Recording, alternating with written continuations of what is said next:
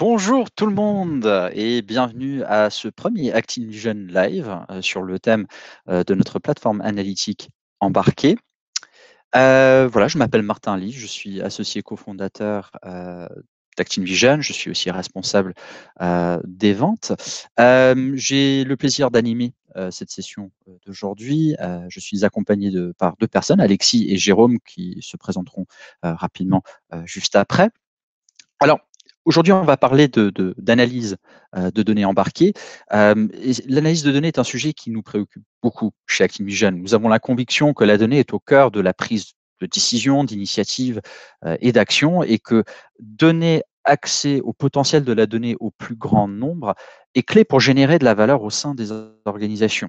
Donc, nous allons parler de comment l'analyse de données embedded ou embarquée accélère cette adoption de la culture de la donnée dans les entreprises.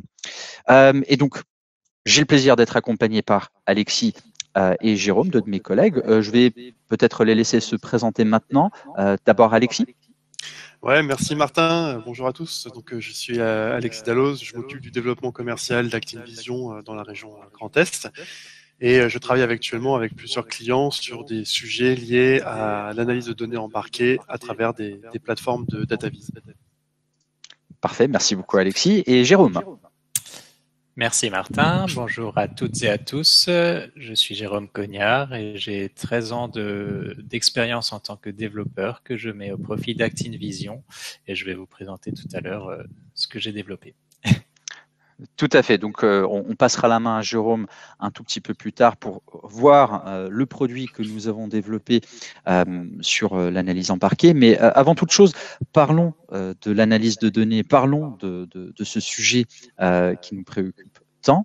On va en parler avec Alexis. Tout d'abord, on va commencer par le début. Pourquoi faire de l'analyse de données? À quoi ça sert? Ouais, alors c'est vrai qu'aujourd'hui, tout le monde s'accorde à dire que finalement, la donnée, c'est un peu le nouvel or noir de l'économie moderne.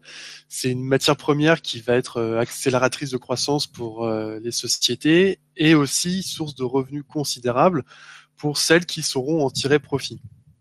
Alors, ce qu'il faut savoir, c'est que la consommation de données dans le monde s'est envolée depuis 2005 et elle a explosé depuis 2013. Pour vous donner une idée, en 2020, le monde a consommé 50 fois plus de données qu'en 2011. Cela s'explique par plusieurs raisons. J'en vois deux majeures. La première, c'est l'essor des réseaux sociaux. Et la deuxième, c'est la diminution des coûts de stockage, avec évidemment en parallèle le développement de la technologie cloud. D'accord, mais on parle de beaucoup de technologies, de solutions différentes. Comment bien choisir un outil lorsqu'on se lance dans l'analyse de données? Alors c'est vrai que des outils permettant l'analyse de données, il y en a pléthore sur le marché, dans tous les maillons de la chaîne de valeur de la donnée, que ça soit de la collecte jusqu'à la visualisation, en passant par l'intégration, il y en a vraiment plein. Donc là, aujourd'hui, on va parler uniquement des outils de data visualisation, ceux qui représentent la partie émergée de l'iceberg, celle visible finalement par la majorité des utilisateurs finaux. Alors dans cette catégorie, il y a plusieurs solutions, notamment Tableau et Power BI qui tirent un peu plus leur épingle du jeu en proposant des outils puissants mais accessibles à une majorité d'utilisateurs. Ils se positionnent un peu comme des logiciels self-BI. C'est rendre la donnée accessible à tous en permettant aux utilisateurs de construire eux-mêmes leurs analyses. Alors que cette fonction était plutôt avant l'apanage des services informatiques qui avaient la main mise dessus et qui conservaient ce rôle d'analyse de données. D'accord. Et côté utilisateur, enfin côté cas d'usage, est-ce qu'il y a des thématiques récurrentes que tu as l'habitude de voir, que tu peux partager avec nous? Alors, s'il y a bien une chose que j'ai appris en 2 ans et demi chez Activision, c'est que la donnée est présente partout, dans tous les secteurs de l'économie, dans toutes les tailles d'entreprise, que ce soit de la start-up à la firme internationale, et dans tous les départements d'une société, marketing, production, RH, etc. Il y en a vraiment plein. Il y a néanmoins certains secteurs qui sont plus ciblés que d'autres, comme par exemple le retail, ou la pharma, ou tout ce qui est manufacturing. Il y a vraiment beaucoup de cas d'usage parce que la data visualisation va permettre notamment à ces sociétés de piloter des indicateurs aussi vitaux que l'évolution des bénéfices, la gestion des stocks ou le ciblage client. Et donc, grâce à ces solutions qui démocratisent l'analyse des données, l'information circule plus rapidement au sein d'une société et ça peut être un avantage certain face à une concurrence qui ne dispose pas forcément de tels outils. C'est sûr, mais alors, on parle de l'exploitation de données. D'abord, est-ce que c'est une vérité ou une illusion? C'est une vérité, il faut juste qu'il y ait derrière une bonne, véritable gouvernance de la donnée. D'accord. Alors, quand on parle de gouvernance, donc on parle de ce partenariat, cette relation entre le côté métier et le côté IT. On est d'accord. Est-ce que tu as des retours là-dessus, justement, dans ton expérience? C'est vrai que cet équilibre est primordial pour avoir une bonne gouvernance des données. Parce que d'un côté, si la donnée est cannibalisée par des services IT qui veulent garder le contrôle de la donnée, ça entraînera une dépendance des métiers vis-à-vis de leurs services informatiques. Et ces services informatiques n'arriveront peut-être pas à absorber la demande toujours croissante des métiers en rapport, en analyse, etc. Donc ça peut provoquer de la frustration pour les métiers et aussi un manque de réactivité pour la société à faire face au marché. Inversement, si les vannes sont trop ouvertes par le service IT et que la donnée se déverse dans toutes les strates de la société, les métiers risquent d'être inondés d'informations. Ils vont vouloir croiser des données dont ils n'arriveront pas forcément à retrouver la source et chacun se retrouvera avec des données incohérentes et des rapports incohérents. Donc c'est pourquoi il faut vraiment placer le curseur au juste milieu sur la balance de la gouvernance des données. Il faut trouver un équilibre entre liberté et sécurité. Tout à fait. Et comment justement fédérer les utilisateurs autour de la data? Alors c'est vrai que c'est une problématique majeure. Alors malheureusement ou pas, les gens ne veulent plus lire les informations. Ils veulent les voir. Comme son nom l'indique, les solutions de data visualisation aident les gens à voir et comprendre leurs données. Encore beaucoup d'utilisateurs aujourd'hui ont l'habitude de lire des rapports indigestes sous forme tabulaire. Alors parfois, on va mettre une petite cellule en couleur pour qu'elle ressorte un peu plus, mais dans l'ensemble, l'information primordiale, celle qui peut faire sauver des millions à une société, ne saute pas forcément aux yeux. Donc en construisant des analyses pertinentes, en suivant les bonnes pratiques de data visualisation, on va démocratiser l'analyse de données grâce à des dashboards qui vont être bien construits, qui vont être jolis, on appelle ça des dashboards sexy, qui vont donner envie et qui vont afficher tout de suite les informations primordiales, permettant tout de suite de prendre les bonnes décisions et donc les actions correspondantes. Donc au final, quand les utilisateurs vont vraiment voir leurs données, ils comprendront l'importance de la data. D'accord, très bien. Bon, le sujet d'aujourd'hui est plutôt tendance externe, utilisation externe de la donnée quand on parle d'analyse embarquée. Peut-être parlons un petit peu de la valorisation de la donnée dans ce contexte-là et comment peut-on générer de la valeur déjà à partir de données? Alors avec les exemples que je viens de citer, c'est clair que la donnée apporte énormément de valeur en interne d'une société, notamment pour des raisons de qualité d'information et réactivité. Mais ça peut aussi être une source de revenus complémentaire pour les sociétés, voire principale, pour les sociétés qui souhaitent partager ou revendre ces données. La connaissance a de la valeur. Connaître un marché ou une segmentation client grâce à la donnée, ce sont des informations extrêmement précieuses pour d'autres sociétés qui sont prêts à payer pour avoir accès à ces informations. Donc tout l'enjeu des sociétés pour générer du revenu grâce à la donnée, c'est de trouver un business model permettant de monétiser leur savoir. C'est ce qu'on appelle tout simplement la data monétisation. D'accord. Et quels sont ces business models que tu évoques? Alors, en réalité, le partage de ces informations a toujours plus ou moins existé, sauf qu'avant, ça se faisait sous forme de prestations uniques à un instant T, comme par exemple une étude que des sociétés de conseil ou de marketing proposaient à leurs clients. Parfois, c'est carrément un service interne d'une entreprise qui faisait cette étude. Aujourd'hui, avec l'accélération du traitement de la donnée et la data vise, ces sociétés se tournent aujourd'hui de plus en plus vers un service en souscription à fréquence régulière, que ce soit hebdomadaire, mensuel ou annuel, et qui vont proposer à leurs clients partenaires des dashboards avec la donnée la plus à jour possible. C'est un business model qui a fait ses preuves. Il est largement utilisé aujourd'hui par Spotify, Netflix, et même Nespresso aujourd'hui propose un modèle en souscription. Donc c'est vraiment dans la tendance du marché. Alors concrètement, comment ça prend forme pour le partage de la donnée? Ça va prendre la forme d'un portail externe accessible à des clients, fournisseurs ou partenaires qui vont pouvoir se connecter avec leurs identifiants et accéder aux dashboards qui leur ont été publiés et sur les données qui les concernent. D'accord, et c'est tout l'objet de ce live avec Jérôme qui va nous présenter le portail que nous avons développé. Jérôme, est-ce que tu es de retour parmi nous? Oui, je suis de retour. Super. Bon. Donc, Jérôme, tu vas nous présenter cette plateforme. On parle d'un accès unique pour les utilisateurs. C'est ce que venait d'évoquer Alexis. Est-ce que tu peux nous montrer comment, justement, un utilisateur accède à notre portail? Avec plaisir. Donc, voici la plateforme analytique embarquée que nous avons développée. Embarqué signifie donc que nous intégrons des visualisations de vos données à l'intérieur d'un portail adapté à votre image. Donc, on est clairement dans la monétisation de vos données. Et donc, j'ai décidé de commencer effectivement par vous parler de l'écran d'accueil parce que d'une part, c'est la première chose que vous voyez en arrivant sur la plateforme, évidemment, mais surtout parce que pour nous, la sécurité de vos données est primordiale.